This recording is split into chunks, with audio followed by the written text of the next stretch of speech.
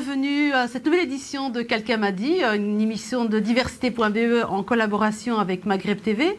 Cette semaine, je vous propose de discuter, de papoter un peu avec Béa Ercolini. Bonjour Béa. Bonjour Malika. Je suis vraiment ravie de vous accueillir aujourd'hui pour parler de beaucoup de choses avec vous, notamment de votre association Touche pas ma pote. Touche pas ma pote. Alors, vous avez été, Béa Ercolini, journaliste pendant de très nombreuses années, jusqu'en 2016. 2016. Vous avez terminé rédactrice en chef Elle Magazine, Elle Belgique. Oui. Et donc, vous avez mis en place un projet, vous en avez plusieurs, mais Touche pas ma pote est un projet auquel vous tenez énormément. Dites-nous quelques mots sur ce projet. Alors, Touche pas ma pote a 10 ans cette année. Donc, en 2012, un peu comme tout le monde, ou peut-être comme beaucoup de femmes, j'avais été très touchée par le film de Sophie Peeters, qui se montrait harcelée. Une jeune étudiante, je pense, en réalisation. Tout à fait. Ici, avenue Dansart. Oui, tout à fait. Rue Dansart, pardon. Et donc, j'ai créé cette ASBL, j'ai envie de dire un peu par hasard. Je n'avais pas prévu, moi j'avais un travail déjà. Et puis finalement, cette ASBL, elle a continué à exister et on vient, il y a quelques semaines, de créer son pendant néerlandophone qui s'appelle Blijf aan mijn lijf, donc ça veut un peu dire bas les pattes. Blijf aan mijn lijf VZW, puisque c'est une ASBL aussi. Et la boucle est bouclée, puisque c'est Sophie Peeters. Qui était elle-même harcelée en rue du côté d'Annessen, je crois, le Monnier. C'était filmé à ce moment-là. Mais avant de parler justement de Touche pas ma pote aujourd'hui, revenons un peu en arrière. Donc, quand vous mettez en place cette initiative, d'abord, que se passe-t-il dans votre tête? Est-ce que vous vous dites à ce moment-là, voilà, il y a un vrai besoin aujourd'hui de mettre en avant cette problématique?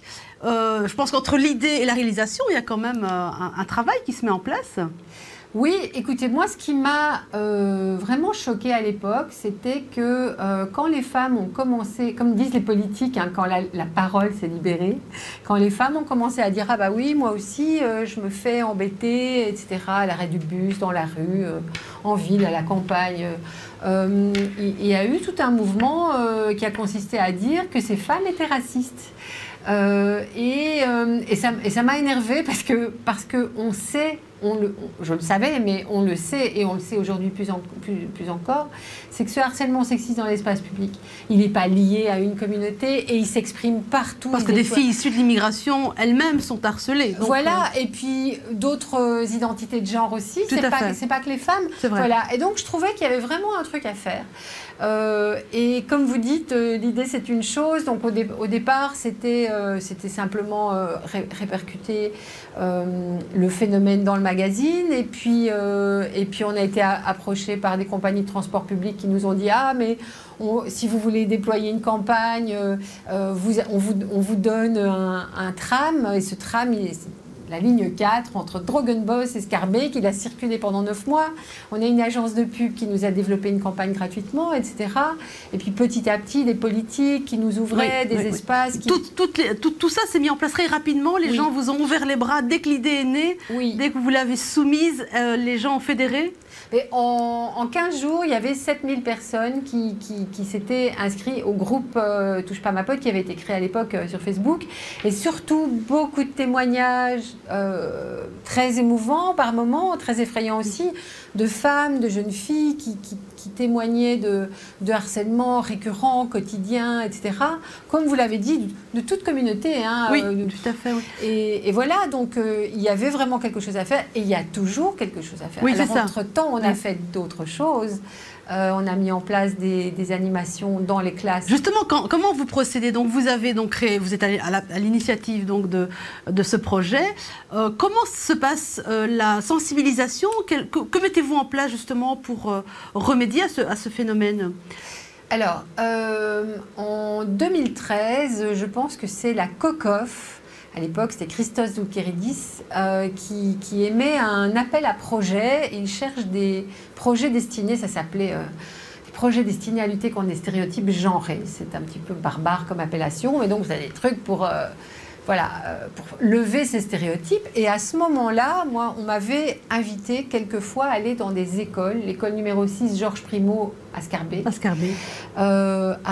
le 8 mars, donc le jour des droits des femmes, international des droits des femmes, et à aller parler, c'est quoi le sexisme, c'est quoi le harcèlement sexiste dans l'espace public.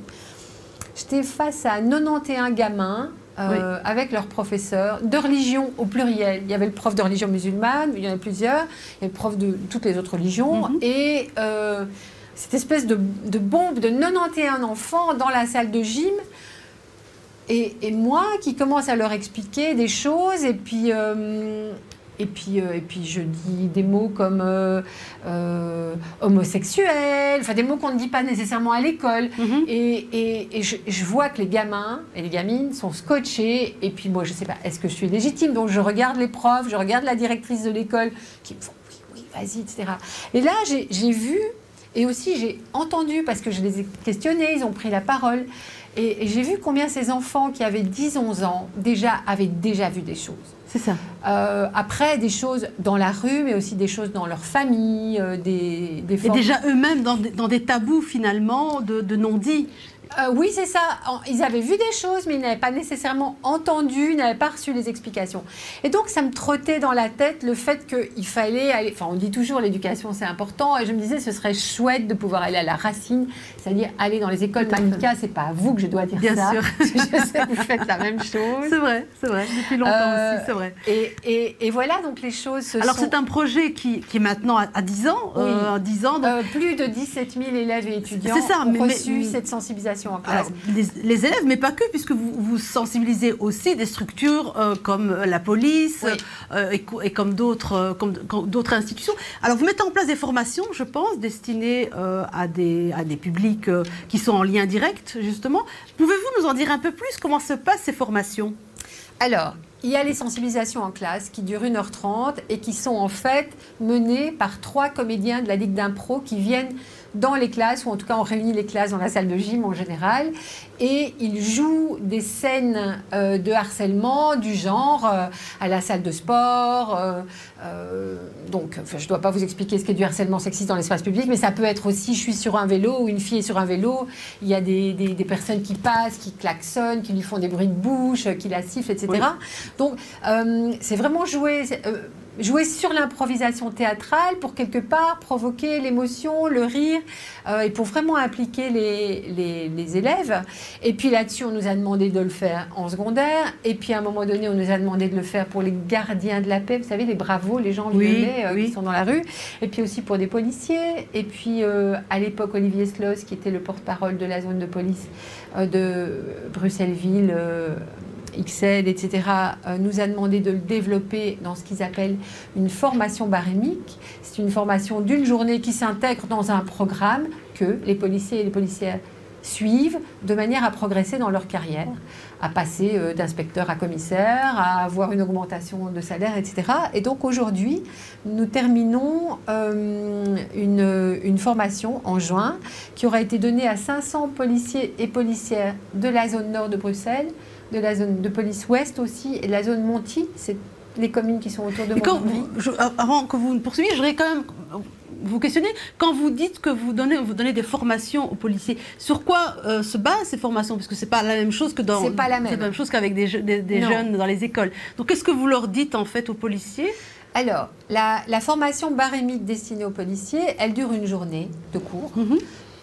Et elles respectent la structure d'une formation barémique classique, c'est-à-dire il y a 4 modules.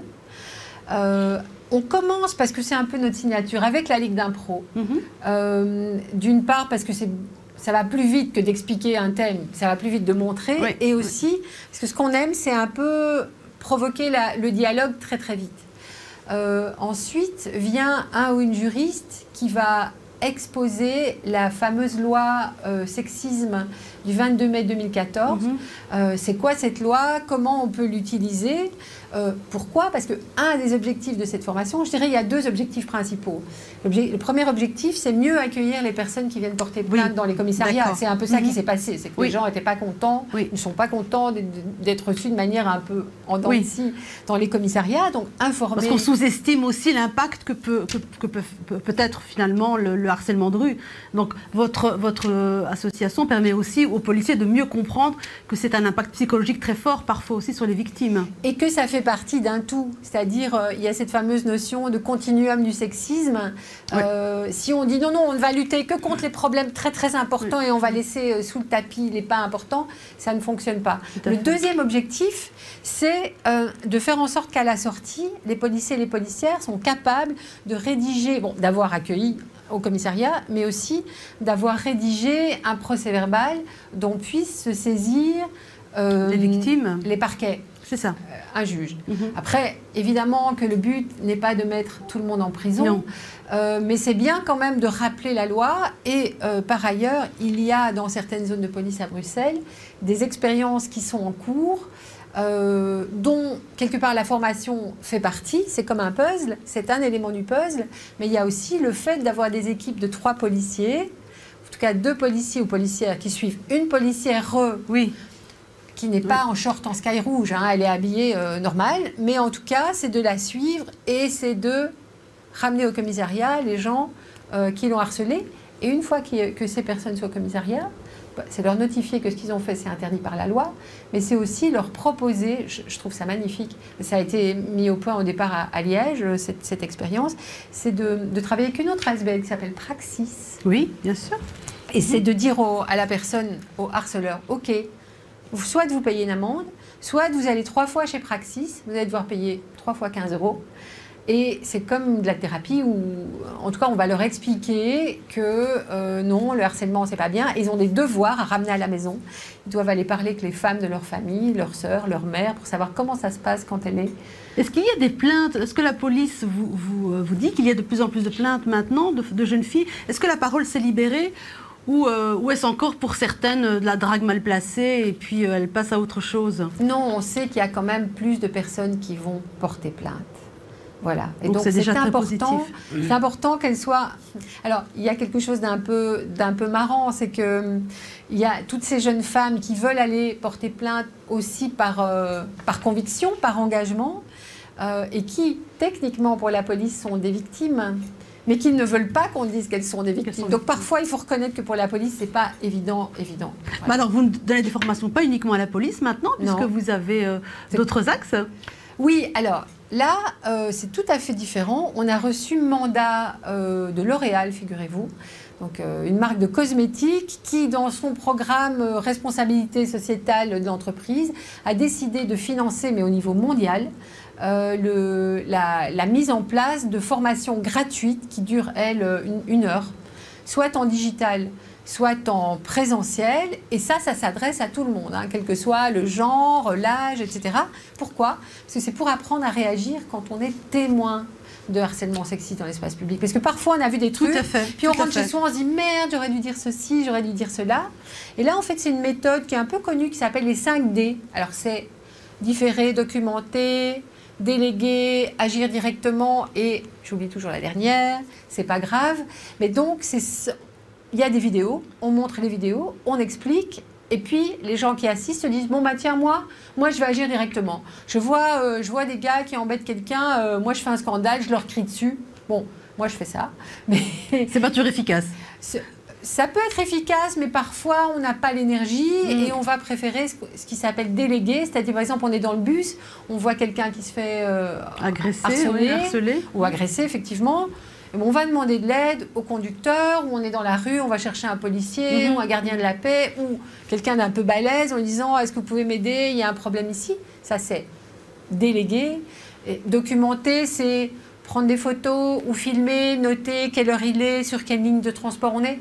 Le but n'étant pas d'aller balancer ça sur Facebook, parce que ça, je pense que la loi ne le permet pas non plus, mais c'est de le mettre à la disposition de la victime en disant « Vous voulez porter plainte, moi j'ai les éléments, etc. etc. » Donc c'est très concret, c'est très bien fichu.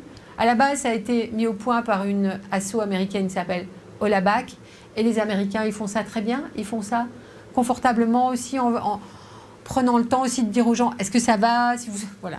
Alors, Touche pas ma pote, c'est aussi... C'est gratuit. Ah oui, c'est gratuit, c'est vrai. C'est vrai. C'est important de le signaler, c'est gratuit. Elle est gratuite. Alors, je me permets de prendre un peu la parole encore pour dire, vous avez une entreprise, une institution. On a donné cette formation à l'ASTIB, au personnel de l'ASTIB et aux usagers. On l'a donné à la CAPAC. On l'a donné aussi à la police, en plus, Donc, on l'a donné chez Fait d'Asile. Donc, vous avez une entreprise, vous avez une école, vous avez une université, vous êtes prof, directeur, etc. Vous voulez former vos clients, vos équipes, vos membres, vos followers, tout ce que vous voulez. Vous allez sur tpamp.be /stand-up. Vous allez sur tpamp.be, vous allez tomber dessus. On a des dates qui sont prêtes pour des Zooms, mais on peut venir, si vous êtes au moins 50, on vient le faire chez vous. C'est ça. Et quand vous dites on, c'est ce que je comptais vous dire, c'est qu'il y a le on, il y a oui animatrices, 7 formatrices. Ouais. Alors, parlez-nous de ces formatrices. Qui sont-elles? Quel est le profil et comment, quel est leur fonction, comment fonctionnent-elles lors des animations? Alors, jusqu'ici, elles ont donné des animations dans les 3 langues, français, néerlandais et anglais. On a des étudiantes, par exemple, Jade Bourrion, Léa Majoie, qui donnent les formations, l'une en français, néerlandais ou anglais, et l'autre en français ou Donc, c'est un projet anglais. Sur la Wallonie et sur la Flandre. Et sur Bruxelles, bien sûr. Et sur Bruxelles, parce qu'il y a des expats aussi. On a... alors, je dis, il y a des étudiantes, il y a bien sûr notre coordinatrice d'ASBL, moi j'en donne également. On a Aziza Nouri, qui est aussi parfaitement trilingue et qui, par ailleurs, comme notre coordinatrice, donne des formations à la police. Donc, c'est vraiment des personnes qui sont tout à fait au point, qui connaissent la problématique par de multiples entrées et qui sont très très engagés parce qu'il faut le vouloir. Hein, tout à fait. Voilà. En tout cas, c'est un projet vraiment qu'il faut souligner, qu'il faut féliciter. Alors, BR Colony, il y a évidemment Touche pas à ma pote, mais vous êtes aussi l'initiatrice de Biabi. Oui. Alors, Biabi, qu'est-ce que c'est? Alors, BABI, ça c'est une SRL, hein. C'est un cercle d'affaires féminin que j'ai créé à Bruxelles au départ et qui maintenant commence un tout petit peu à se déployer dans le Brabant wallon avec des dates à Waterloo. Et ce que je fais, c'est vraiment permettre à des femmes d'abord d'élargir leur réseau. C'est vraiment de l'empowerment et du networking, comme on dit en français. Donc, c'est leur permettre de rencontrer soit des personnalités inspirantes, soit des personnalités qui vont leur permettre d'avancer dans leur projet, dans leur business, dans leur carrière. C'est les mettre en contact. C'est parfois travailler en one-to-one sur un projet spécifique qu'elles ont, leurs réseaux sociaux, enfin des choses de ce type. Là, par exemple, et puis c'est très éclectique comme programme. Moi, je viens de la presse féminine, un peu glossy, donc on ne se refait pas. Je vais où mon intérêt personnel me porte, et il se fait que j'ai de la chance parce que les membres du cercle, ça leur parle aussi. Donc, j'ai reçu la rédactrice en chef du L, je vais recevoir bientôt la rédactrice en chef du magazine L'Officiel.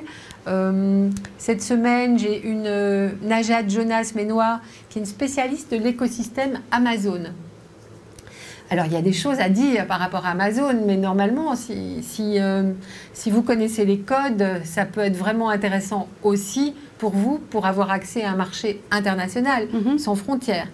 Vendredi, je reçois une spécialiste d'un autre écosystème, c'est Instagram. Je vais recevoir la grande duchesse de Luxembourg aussi, qui va venir parler de sa philanthropie et de son action avec le docteur Mukwege notamment et avec Marie Mourad Yezidi, tous les deux prix Nobel de la paix contre le viol comme arme de guerre. C'est quand même une actualité également.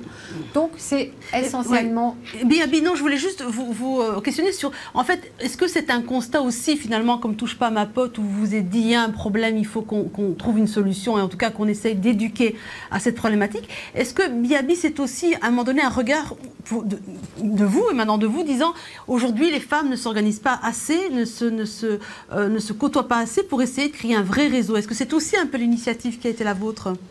Vous avez tout à fait raison, Malika. Et je sais bien sûr qu'il existe des cercles mixtes, mais il suffit de regarder leurs chiffres. Et jusqu'ici, ils sont quand même un peu plus masculins.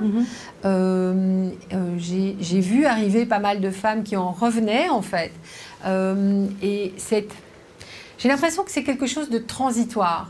J'espère qu'on va aller vers une mixité beaucoup plus évidente. Mais là, pour le moment, parfois, le fait d'être entre femmes et d'avoir une approche spécifique femme parce qu'on n'a pas été élevé pareil, parce qu'on n'a pas appris à se mettre en avant, parce que, écoutez, vous rencontrez une femme dans un événement, dans un cocktail, etc., 9 fois sur 10, elle se présente, elle dit son prénom. Ça me rend folle. Vous rentrez à la maison. Bon, des Malika, il y en a déjà un petit peu moins. Et encore, quand même. Vous rencontrez... Ah, j'ai rencontré une Marie, une Martine. Je ne connais pas son nom. Je vais sur LinkedIn, je ne la trouve pas. Commencez par dire votre nom et votre prénom. Les hommes le font. Ils le font naturellement. Ils se vendent naturellement. Ils se mettent en avant naturellement. Voilà. Donc, ça sert à ça, un cercle d'affaires féminin qui n'est néanmoins pas un espace fermé et... Alors, pour les femmes qui nous regardent, justement, et qui voudraient peut-être rentrer dans ce cercle, comment peuvent-elles le faire? Alors, on a aussi un site qui s'appelle beabi.be, où vous tapez brcoligny.be, vous arrivez dessus aussi. C'est un membership annuel, avec un prix plus accessible pour les moins de 30 ans ou pour les femmes dont c'est le premier projet. Et on a un membership découverte qui est valable 1 mois, qui coûte 100 €, qui donne accès à tous les événements du mois et qui permet... Je vais dire de faire connaissance, parce que c'est important qu'on fasse connaissance dans les deux sens. Oui, tout à fait. Pas un chat dans un tout à fait. Puis les femmes permettent de se rencontrer et peut-être même de créer des synergies et des projets ensemble. Et ça, elles le font. Et ça me remplit de joie, parce que je vois très bien, par exemple, on a 2 membres qui ont une marque qui s'appelle Maison Éole. C'est le Caudalie belge, donc des produits cosmétiques à base des produits de la vigne. Et l'autre, Miadzia, du linge de maison, des jolis draps de plage, elles viennent de faire un shooting ensemble. Elles ont mutualisé la photographe, la location, etc. Donc, j'aime bien quand elles font du business ensemble, c'est le but. C'est le but, en effet. En tout cas, on vous félicite de BR Coligny pour vos initiatives. Donc, je rappelle à notre spectateur que Touche pas à ma pote et Biabi, ce sont donc deux sites que vous pouvez consulter. Et puis, BR Coligny est sur Facebook notamment, donc vous pouvez la contacter aussi via les réseaux sociaux.